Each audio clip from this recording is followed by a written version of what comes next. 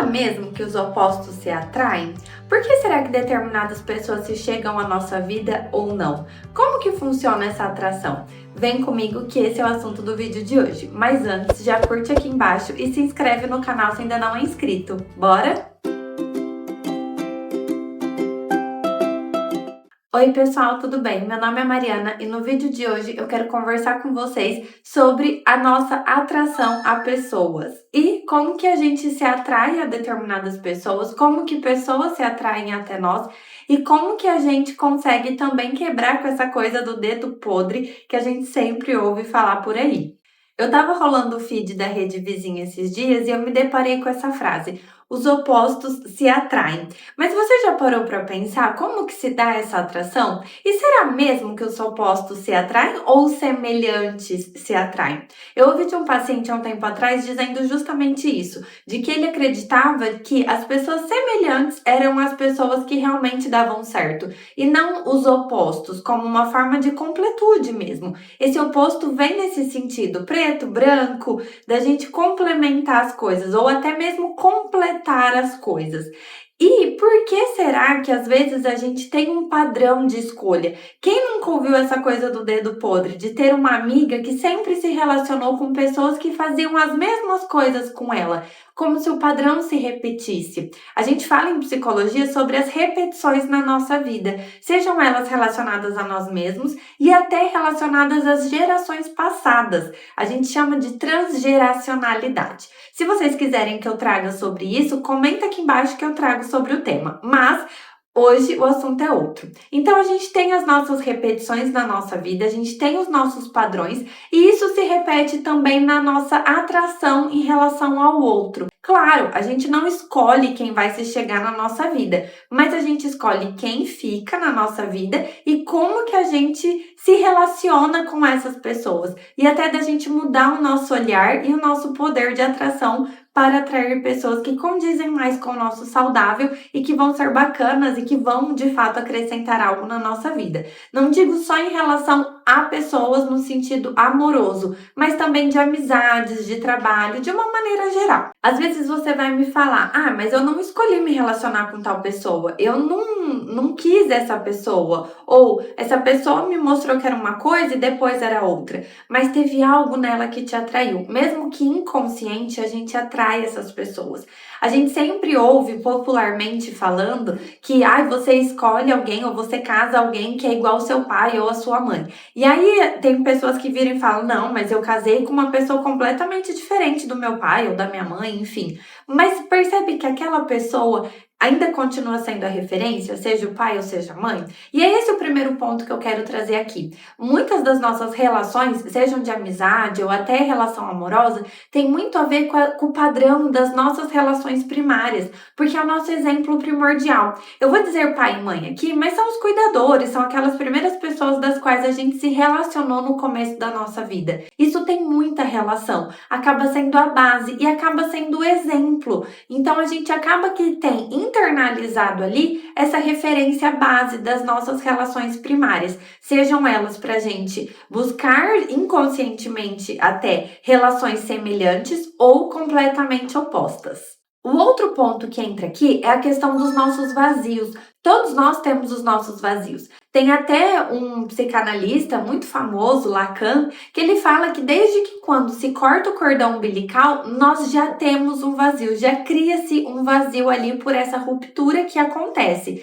Então, o que a gente precisa aprender é não suprir esses vazios, não colocar coisas nesses vazios, mas a gente aprender a conviver com eles. Porque nem sempre a gente vai conseguir suprir, nem sempre a gente vai conseguir tampar ou acabar, encher esse vazio, mas a gente aprende a lidar. E quando a gente fala que opostos se atraem, vem nessa sensação de completude. O que falta em mim vem do outro e me preenche, e eu preencho o outro. Mas a gente precisa tomar muito cuidado, porque relações baseadas nesse completar, nesse suprir uma falta do outro, é muito pesado, porque ninguém vai corresponder a isso, ninguém vai suprir isso, e que o outro que tem essa demanda fica muito sobrecarregado. A relação passa a ser em função dessa necessidade de suprir esse vazio, e ambos os lados não dão conta, não é saudável e nem viável. Então a gente precisa também entender se a gente quer se relacionar para suprir os nossos vazios ou por uma questão de complementar a vida, de acrescentar, mas não de suprir algo nosso. Uma questão também que está muito atrelada a isso tudo é a visão que a gente tem da gente. Muitas vezes a gente se desmerece, a gente se desacredita. Ah, e é isso, é esse padrão mesmo de pessoa que chega até mim, é isso que eu mereço. Se eu pensar em alguém que não vai fazer isso comigo, vai ser além da minha capacidade ou além do meu merecimento. Da gente trabalhar essa visão que a gente tem de si, para que não, eu posso ir além. Claro que todas as pessoas têm questões, mas a gente precisa entender que essas questões sejam passíveis da gente conviver com elas, da gente não passar por cima também do que a gente acredita que merece por conta da vida, por conta de não ter chegado ninguém melhor, entre muitas aspas, mas da gente quebrar um pouco disso, da gente entender quem a gente é, lidar com os nossos vazios, aprender a lidar com os nossos vazios, independente de ter alguém ali ou não, e que esse outro venha por inteiro, assim como você está por inteiro, para que não tenha isso do desmerecimento ou aceitar qualquer coisa só para suprir esse vazio ou até pelo medo de ficar só. Uma coisa também que eu vejo muito é a questão do peso e medida em relação ao outro. De que às vezes esse outro vem com uma carga tão grande, com um poder tão grande que a gente dá a esse outro, que ele se torna o todo. E aí a gente mais uma vez entra naquela situação de menos. Então, da gente também entender que o outro tem as suas questões, que o outro tem as suas falhas, que o outro tem as coisas e pontos a melhorar, mas também tem muita coisa boa, assim como nós. Da gente olhar a relação de igual para igual, da gente não colocar o outro naquele pedestal muito grande, nível de exigência até com a gente mesmo, de chegar nesse lugar, nesse desejo do outro, e que a gente acaba deixando a relação até como uma competição. Então, que peso que a gente dá para esse outro? Inclusive o peso, como eu falei, de suprir as nossas necessidades, de suprir os nossos vazios, porque o outro não tem e nem deve ter a responsabilidade disso. Além disso, entra a questão também de você reconhecer os seus limites. Então, como eu falei, né? Eu vou até aqui, eu aceito até aqui, a partir daqui é inegociável para mim, eu não aceito. E se não tá sendo benéfico, não tá sendo saudável, porque às vezes a gente se coloca também em situações e em relações que a gente tem medo da rejeição, que a gente tem medo de ser abandonado, que a gente tem medo de estar só. Então, como eu falei, tudo isso linka com o que eu falei lá no comecinho, da gente se conhecer, da gente se buscar, da gente entender nosso valor,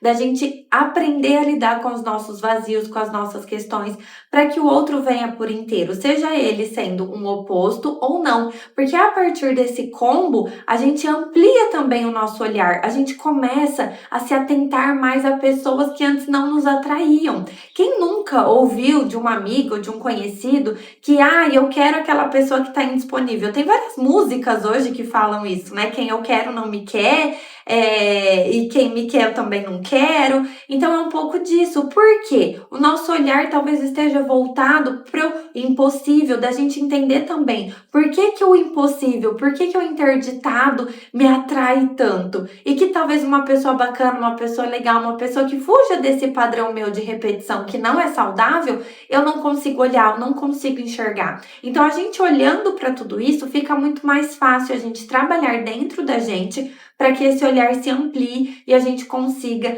atrair e ser atraído por pessoas diferentes e que a gente quebre com essas repetições não saudáveis na nossa vida. E para encerrar, sim, nós não temos o controle total de quem se chega até nós, mas a gente tem o controle da nossa visão, do nosso poder de atração, de alguma maneira, e de determinar quem fica ou quem não fica na nossa vida. Bom, é isso, pessoal. Espero que vocês tenham gostado. Comenta aqui embaixo o que vocês acham sobre essa questão dos opostos se atraem, ou vocês acham que são mais os semelhantes. Vou adorar conversar com vocês, eu adoro ficar batendo papo aqui com vocês nos comentários, então já comenta aqui, já curte esse vídeo também para o YouTube entender que é um conteúdo relevante e espalhar para mais pessoas. Se inscreve no canal se ainda não é inscrito, compartilha com os amigos, eu agradeço de coração a ajuda de vocês e me segue também nas outras redes. Eu fico por aqui hoje, um beijo e até a próxima! Ah, espera aí, assiste esses vídeos aqui que vocês também vão gostar. Até mais!